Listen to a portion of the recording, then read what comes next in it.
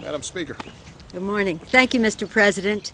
We just completed a very productive meeting with the President, including our leader, Majority Leader Steny Hoyer, our three chairs of the committees of jurisdiction, who are working together in unison on quality, affordable, accessible health care for all Americans. Mr. Rangel of the Ways and Means Committee, Mr. Miller of the Education and Labor Committee, and Mr. Waxman of the Energy and Commerce Committee. Our goal is to have a healthier America. Our legislation will be on the floor by the end of July, I am quite certain, and that is really cause for celebration for the American people. The President's commitment to making our country healthier, again with affordable, accessible, and quality health care, where every person, if he or she likes the plan they have, can keep that plan. Also recognizing that health care reform is entitlement reform, and this is about cost, taking down the cost of health care to the Americans, to our economy, and to our budget. So it's a very important day. We're grateful to the President for his leadership. We couldn't possibly be at this point without that leadership, and we promise him that we will have this important legislation on the floor of the House before the August break. Thank you, Mr. President, for your leadership. Thank you, Madam Speaker. This visit this morning. Good morning, everybody. This is a gorgeous day and an encouraging day because we just wrapped up, as the Speaker said, a extremely productive meeting with the chairman of the relevant committees, as well as the Majority Leader and Vice President Biden, to discuss one of the key pillars of a new foundation for our economy, and that is affordable, accessible, high-quality health care for all Americans. I want to take a moment before I start talking about health care just to congratulate Chairman Waxman and the Energy and Commerce Committee Democrats, who've made such extraordinary progress in reaching a deal on comprehensive energy reform and climate legislation.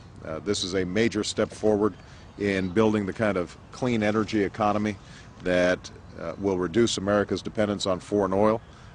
And I once again call on Congress to send me legislation that places a market-based cap on carbon pollution, which will then drive incent the kind of innovation and dynamic new clean energy economy that can create jobs and new businesses all across America. So this is an example of the extraordinary productivity that we're seeing over in the House right now.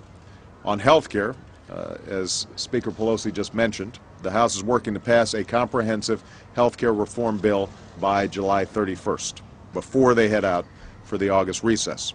And that's the kind of urgency and determination that we need to achieve what I believe will be historic legislation. As I've said before, and as all Americans know, our health care system is broken. It's unsustainable for families, for businesses. It is unsustainable for the federal government and state governments.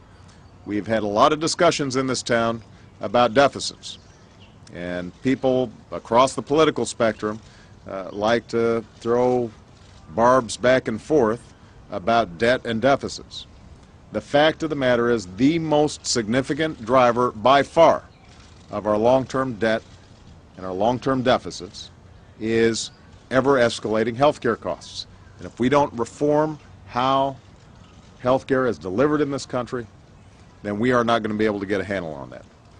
Now, in addition to the implications for the federal budget, obviously we're also thinking about the millions of American families out there who are struggling to pay premiums that have doubled over the last decade, rising 4 times the rate of their wages, and 46 million Americans who don't have any health insurance at all. Businesses are using money to pay their rising health care costs that could be going to innovation and growth and new hiring. Far too many small businesses are dropping health care altogether. In fact, you've got small business owners who can't afford health care for themselves, much less for their employees. And as we learned yesterday, pressures on Medicare are growing, which only underscores the need for reform. That's why we've got to get this done. We've got to get it done this year.